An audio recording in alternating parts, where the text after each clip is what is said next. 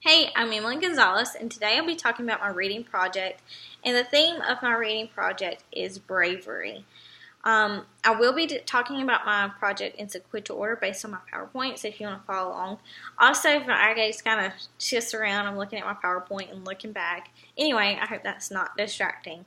So the first thing that I'll talk about is my student.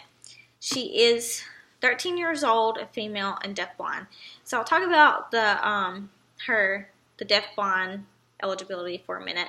So she can see, like if I'm sitting across the table, she can see me signing, but I do have to make accommodations in the clothes that I wear. Not only does the clothes that I wear have to be solid, but also has to be black, navy, brown, anything dark, so my hands will show up more.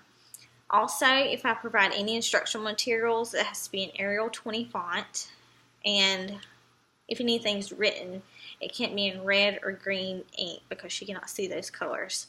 So I just want to kind of put that out there just so that makes it more clear, or so that you'll understand my student a little more.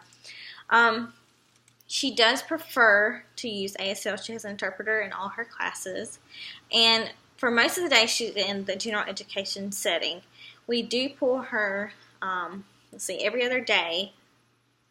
We pull her every other day, and also we share the time with her vision teacher. So that is the student. So next, I will talk about the results of the BRI assessments as well as the Sign Reading Fluency rubric. So first, I'll just discuss the word list. So her independent level was like the 4th grade, and then the frustrational was 7th.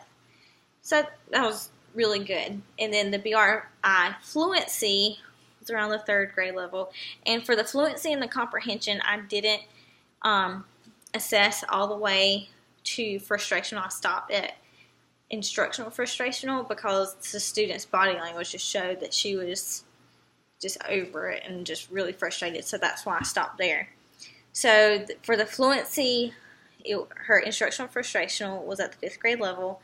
And then for comprehension, her instructional frustrational was at the 5th grade level. And for the sign reading fluency rubric, I provided the student with a passage on her independent level, and the student did a phenomenal job when she rendered the passage. The only thing of course, we can always improve on little things in the other categories, but I really want to focus on role taking. The student does do really well with role shifting, but she doesn't like become the character. She'll say, for instance, like a character says something, she'll say, Annie says, or like that, and she'll just keep, like Snow White said. So instead of doing that, I want her to become the character and set them up and then just show the conversation or whatever's going on in the novel or text or whatever she's looking at. So the next thing you'll see is the objectives. So for my fluency, I won't read word for word what the objective says because that's in my PowerPoint, but for the fluency, we really focused on rendering and using appropriate role taking. For the phonemic awareness, we focus on identifying similar hand shapes. For vocabulary, she defined words in written form, and the goal was for her to correctly define 8 out of 10 of the vocabulary words. And for comprehension questions, I provided task cards with inferential-based questions on it, and she was to answer and support her answer. Alright, so then you'll see the pre-test data, and it's almost 0% across the board except for the fluency, and she's at 80% there. And then next is the pretest rubric. So as you've seen in the graph, that it was kind of low for the pretest, which is expected as it is a pretest. And then for the rubric, you'll see like more specifics, like she correctly defined 2 or less vocabulary words, or she identified 2 or less similar hand shapes, that kind of thing. So you'll see that in the pre-test rubric. And then again, the fluency score, she scored the highest.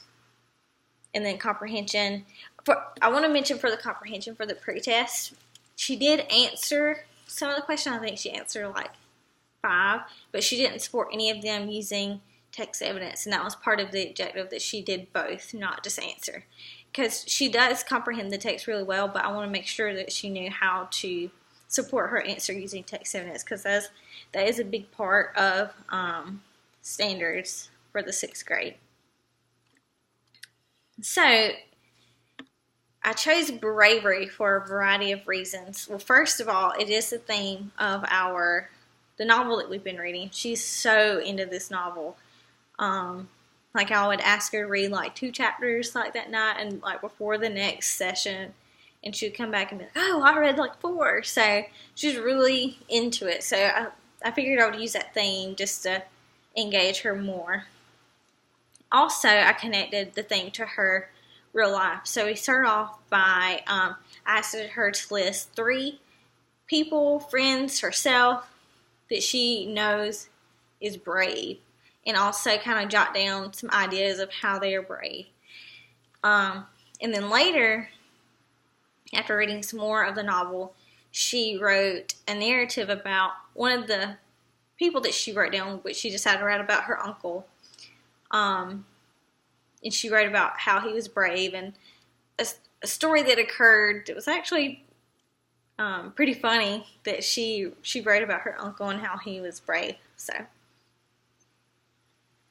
and then next is just some standards that I recorded that is important to the reading project. So the other, like as far as the similar hand shapes and that thing and that kind of thing, that is part of her IEP, as well as the comprehension, that's part of her IEP as well. But these are standards that we kind of pick from as well, and that was like determining the meaning of words and phrases, and also using text evidence. So text evidence is a big thing in 6th grade that they really focus in on. So next, I didn't list my lessons according to like lesson 1 like that. I discussed each one by the category, like vocabulary. So as I mentioned before, my objective pertains to her correctly identifying 8 out of 10 vocabulary words. So for the instructional part, the student did the pretest, and there she did not identify any of the meanings of the words, and then we discussed the words in depth. So she did have a visual organizer, so as we were discussing it, she jotted down those meanings. And so the visual organizer had like the meaning, it had the phrase from the text that included the vocabulary word, and then it had a column for the definition. And so first she really relies on context clues. Like if she's not given a context clue, she'll say like, hey, can you give me a sentence so I can try to figure out the word? So if she just sees a word, she really relies on context clues. So I activated prior knowledge by asking, like, what words do you know from the text? What do you know about those words? You know, just talking about it like that. And then next, she wrote them down. And if she still struggled and couldn't figure out the meaning from the context clues, I provided a real-life example. And then after she's like, oh, I understand, then she like provided an example, and she would include a definition in her own words on her graphic organizer as well as the example. So then lastly, she did the post-test, and we'll discuss her results for that a little later. So on the following slide, you'll see the visual organizer that I used. And for the definition columns, there's nothing written because it actually folds up, and she writes it underneath. So like if she's like trying to study before the test, she can look at the word and then look underneath it and be like, oh, okay. But that just kind of helps her study some. And then the following page shows the results. So as I mentioned before, she did not correctly define any of the words to begin with, and then for the post-test, she defined all of them correctly. So yay for progress. Next is the comprehension portion. So again, she did the task cards and she had to support her answer. For the pretest, she did answer like 5 of them, but did not support using text evidence. And then I showed her an anchor chart and we discussed it. And it just showed how you support your answer.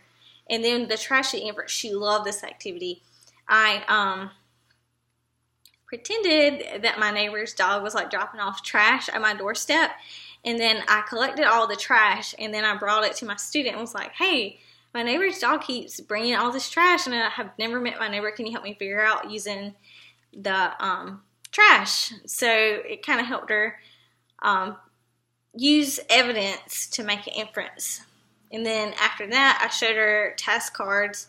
So I gave her 10. I had 5. And then so I showed her and we discussed the question. And then I showed her how to write the text evidence to support her answer. So I modeled that for her. And then the post-test. And we'll talk about the post-tests in 1 minute. So the following page, you'll see the visual organizer or the anchor chart that I showed the student. It's actually included in her interactive notebook. So then we have our results. And then so for the pretest, she didn't know any of or she wasn't able to answer and support her answers. And then for the post-test, she answered and supported 8 out of 10 of her answers. Yay! So she did meet her objectives for both the vocabulary and the comprehension so far. Next is the phonemic awareness. And I kind of tied the phonemic awareness and the fluency together into like one activity. So the goal for the phonemic awareness was for her to identify 5 similar hand shapes. So for the pretest, she was not able to identify 5 similar hand shapes. And then for the instructional part, I showed her a video of myself rendering a text and showing her how to become the character. And so we analyzed mine, and then she identified 5 similar hand shapes from my video. And then she did the post-test, and she identified like 11. Well, first of all, in the instructional part, I demonstrated like a similar hand shape, because in my video, I used the S hand shape for like can, safe, and like other ones. And she's like, oh, I understand. And then so like for her post-test, she did it again, and she identified like 11, and she was so excited. She like went over to the mentor teacher, like, look, I identified 11. She's like, well, which hand shape did you use? And she used this hand shape. So she did where, thank you, and she like a lot more. So that was awesome. So for the pre-test, she did not meet the requirements, and then the post-test obviously did, as she did identify like 11. I'm pretty sure it was 11. Lastly is the fluency, and again, pre-test, she did not meet the requirements. For the instructional part, she for the pre-test, she rendered a page that I provided for her, and then I showed her my video and we discussed it, how I became the character. Then and we also identified the similar hand shapes. For the post-test, so I modeled how to become the character and saying Annie said or Snow White said, like I set them up and then role shifted. So that way she knew what she was supposed to do. And then the post-test, she did her video again. And then so as you see, for the pre-test, she did really well, but then for the post-test, she not the ball all the part there. And then here it's just a graph showing that most of the 4 sections, it was all at 0%, except for fluency, and that was at 80%. And then for vocabulary, phonemic awareness, and fluency, she scored 100%. And then for comprehension, she scored 80%, which still met the goal or objective. So she met the objective for each of those categories. And then the post-test rubric just shows that she scored a 4 for each category. And then for my reflection, I use various evidence-based strategies, including activation of prior knowledge, in-depth discussions, explicit instruction, visual organizers, just a lot of things. And the student, she really enjoyed learning about similar handshapes because she was able to do it once she knew what it was, and then she was just so excited about learning it. And I showed her a video about like rhyming in ASL, and she was like, "This is so cool." What I would do differently next time is because she is deafblind, it was a little hard for her to use the book and skim back and find text evidence. So I would find a book that is on the iPad that she can zoom in and really not strain her eyes as much. So that was what I would change. That's my reading project. Thank you.